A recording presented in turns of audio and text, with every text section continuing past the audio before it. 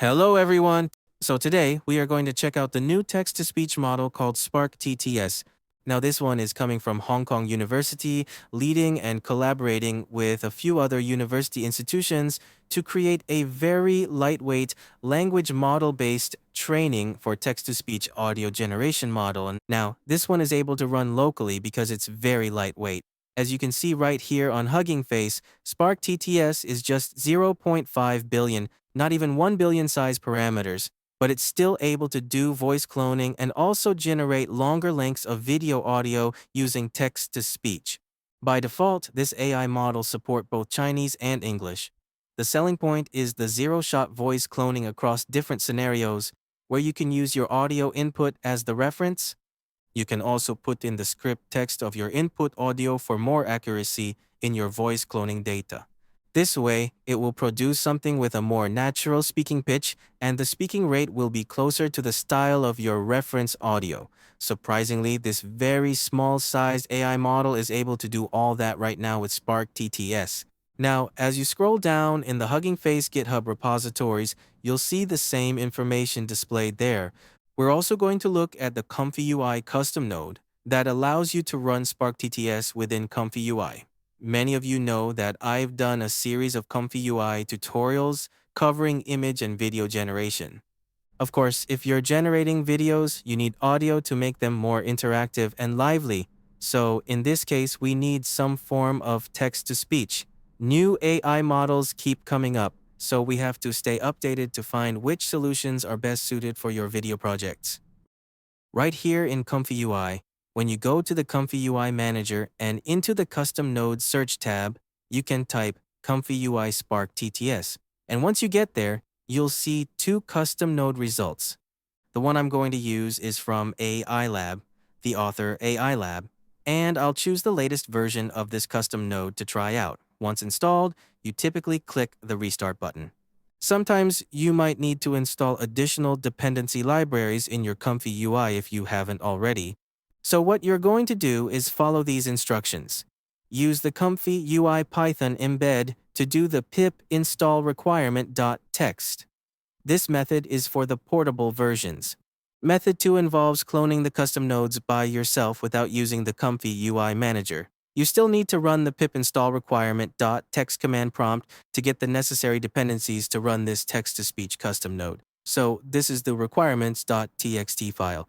Once you're in your custom nodes folder and have installed ComfyUI Spark TTS, it will be included in that subfolder. You're going to use the command prompt window and execute this text file to install the dependencies needed for this custom node to work in your ComfyUI setup.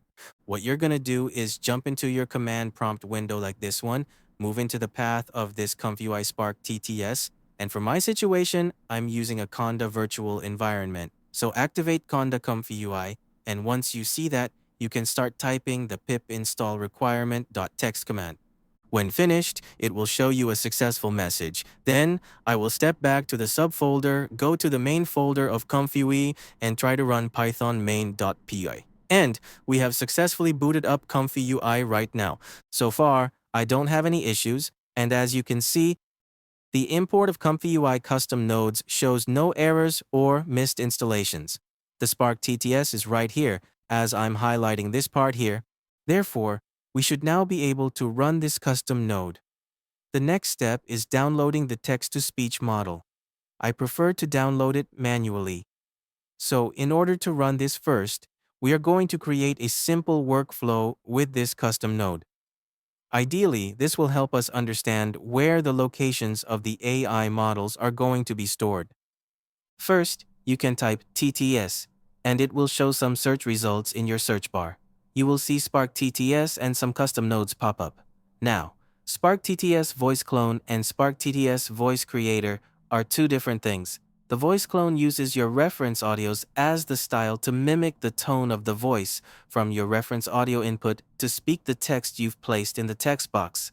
Once that's done, it generates the audio output. Basically, this is how the voice clone works in this mechanism.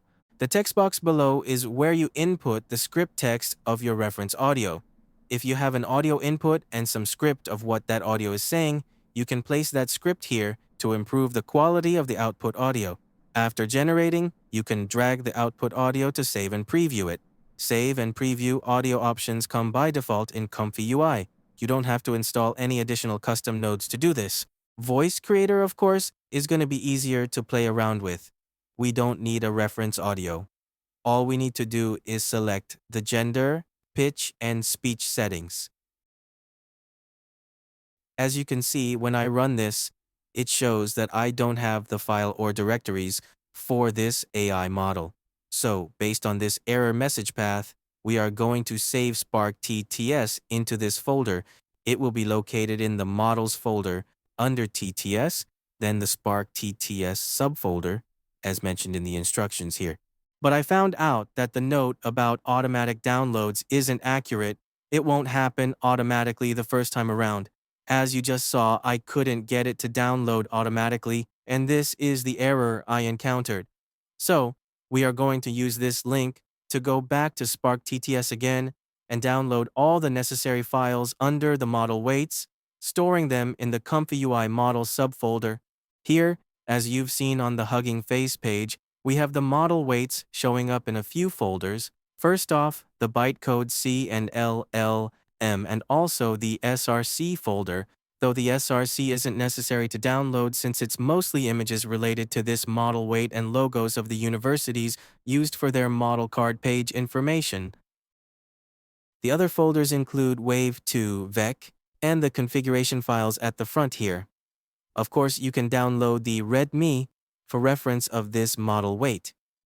Okay, I have downloaded all the files manually for Spark TTS following this path. You're going to the Model subfolder, creating a TTS subfolder, then a Spark TTS folder, and inside that, you create Spark TTS 0.5b. Then you put all these files in there, and basically you're ready to go with the model weight for Spark TTS running in ComfyUI. So again, see this path and you must include the YAML files to execute this text-to-speech process. Let's check out the voice clone first. Here, I have a demo audio that I previously generated using my own voice audio. Let's preview this one. Here in Future Thinker Benji channel, this is a demonstration of EchoMimic V2. You can possibly use this AI framework to do a virtual assistant's presentation or a talking avatar for your video content. So this time I'll just input the text in the top text box to instruct the AI on whatever I want to convert into speech. I won't include the bottom text box for the audio reference script text, and we will try it out without the script text to see what kind of quality we receive and how the result sounds live. As you can see, when I run it for the first time, it generates pretty fast. It doesn't take long for audio AI. Most of the time, audio AI is able to run on a local PC really easily. So let's check out this 6-second audio clip and hear how it sounds using my input text. This is a tutorial video in Benji's AI Playground. We are trying with Spark TTS and ComfyUI. Have fun? So, as you can see, when I didn't include the script text at the bottom of the text box, there's a little bit of a difference in tone and speaking style compared to what I have in my AI voice audio as the reference. Now, let's try another round where I include my audio reference and also the script of what is being said in this reference audio to improve the accuracy of my generated audio. Since this AI uses large language models for processing and pre-trained data, having the reference script text included will generate better, more stable audio output. That's the theory behind this AI model. Well, yeah, we should try to stick to the methods they've provided for making this text-to-speech AI model. So, here's another result. This is a tutorial video in Benji's AI Playground. We are trying with Spark TTS in ComfyUI. Have fun! As you hear the difference here, when I included my script text for the reference audio, the output sounds much closer to my original AI voice input. The tone and the way it speaks become more accurate. Although there are some slight differences in the speaking voice, we'll have to adjust a few more settings to get it sounding closer to our reference audio. Another way to improve accuracy is by providing a longer reference audio. For instance, here I have a 3-minute reference audio, and I provide the full voice script of my reference audio as well to improve the accuracy of the generated output. Let's try something that I've created using Quentin 2.5. generating a random speech script about AI and the future. Here's a motivational speech about 1 minute long, discussing entrepreneurship, the effective use of AI, and how to build businesses in the year 2025 using AI, not just for financial freedom, but also to build long-term assets and establish our own business. Let's see how that looks. So, it just finished generating this speech from Quentin 2.5, and I'll use one part of that for the demo here. Another feature in Spark TTS is the Advanced Voice Clone node.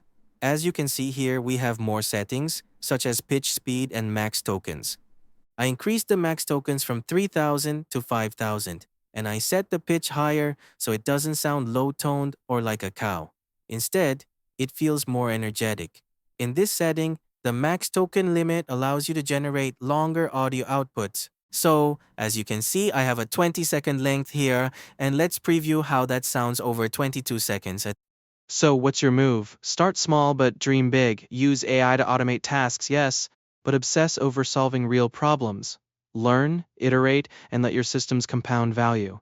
The future belongs to those who build, not just for today, but for the next decade. In 2025, the question isn't, can AI help? It's how boldly will you use it?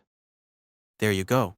We now have a longer length text-to-speech generation, offering more control through the advanced voice clone node compared to what I did in the first demo using the simple voice clone custom node in Spark TTS. I think this is a pretty nice option for doing your own voice clone easily. Just provide 1 or a few minutes of audio as a reference, and you'll have your own voice clone running locally on your PC. Although the voice may not be exactly as close as I expected, I noticed there are more settings available here, such as temperature, top K, and top P. Just like many other large language models, you can tweak those parameters to get as close as possible to your reference voice. So, that's it for this video. A quick demo on how to use Spark TTS, an alternative for voice cloning and text-to-speech in ComfyUI. I think there are lots of ways we can include voice cloning in our workflows. For example, if you have a video generation workflow, maybe you generate short clips, say 5 to 10 seconds. Of course, if you have human character-centric scenes, you'll include speaking and lip syncing too. So the workflow in Comfy can be expanded to include audio and a lot more. So, I'll see you guys in the next video. Have a nice day. See ya.